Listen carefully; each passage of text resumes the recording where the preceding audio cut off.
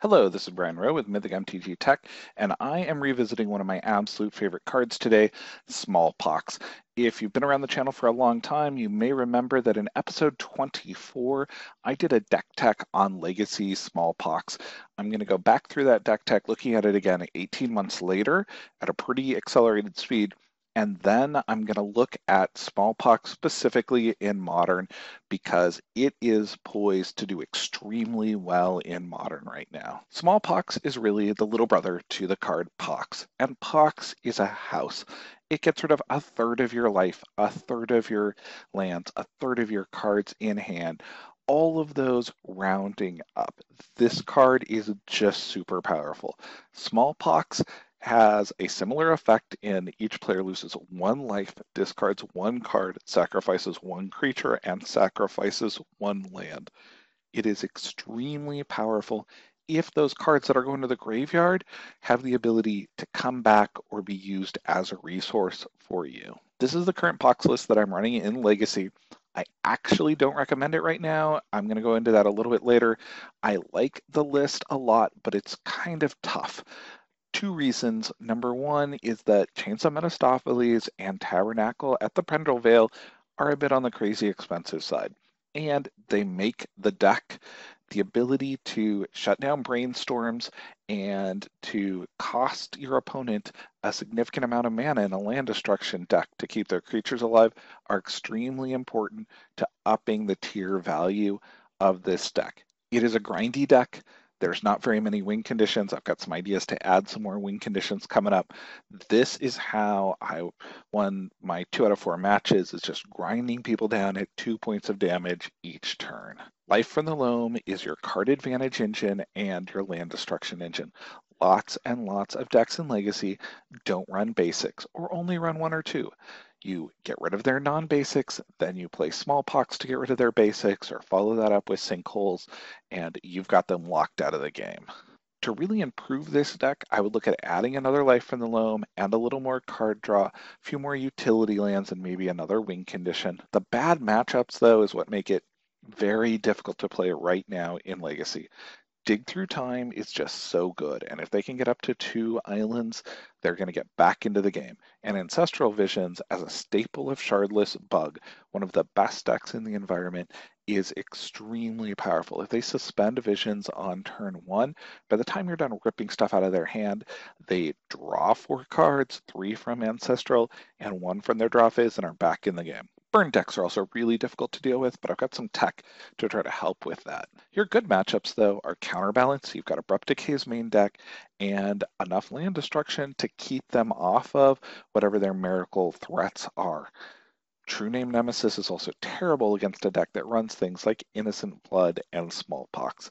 Cloud Post or anything that tries to go over the top never gets enough land to go off, and combo decks that rely on casting several cards in a turn, your Storm combo decks, can't deal with Thoughtseize, Inquisition, Hymn to Torok, Liliana the Veil.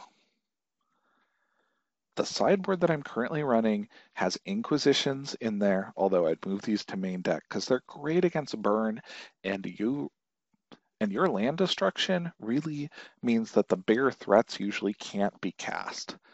Perish is there to beat the Elves matchup, and graveyard removal is essential in case you hit Dredge or cards like Dig Through Time. Pox, I would probably move out of here. I have it more for nostalgic value. There's got to be something better to put in that sideboard spot. The improvements that I've been playing with most recently are adding another fast win condition like Thespian Stage Dark Depths, moving those Inquisitions to main deck, as I mentioned. Tassiger, because it's a 1 casting cost, he's got a really good sized body on him. Spinning Darkness might be able to help with the life gain, and the Gagari Brown scale I'm going to discuss a little bit more when we get to the next deck, the Modern deck, but it's another way to gain life in this deck. This is what has me super excited about this deck, though. I look forward to playing it a lot in Modern. Raphael Levy's got a really cool deck that he tried out at Protour Fate Reforged. It's running Lingering Souls, Zombie Infestation, and Squee the Goblin Naboo. So good. The deck is a little bit expensive, mostly because of Liliana the Veil. $300 of that $600 cost is really a set of Liliana the Veils, or 3 of them in this case, plus some fetch lands.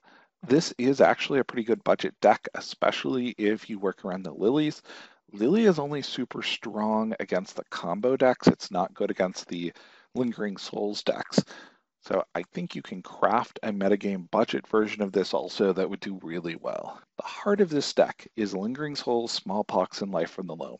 You want to cast Smallpox on turn 2 and have something like Lingering Souls or Life from the Loam to get value out of the card that you discard. Against your burn decks, this deck has Golgari Brown Scales in it, which is a great way to get some extra life out of your Smallpox, so that when you're discarding, you are actually gaining life. In conjunction with the zombie infestation, you can be creating creatures and gaining life, dredging it and doing it again and again. What's interesting also is what's missing in this deck. In the particular build that Raphael's using, he's only running 1 Raven's Crime. If you've got a combo-heavy environment with things like Storm, I would add extra Raven's Crime. He's not running any Thoughtseizes, which is the right choice. You're hurting yourself way too much for Thoughtseize.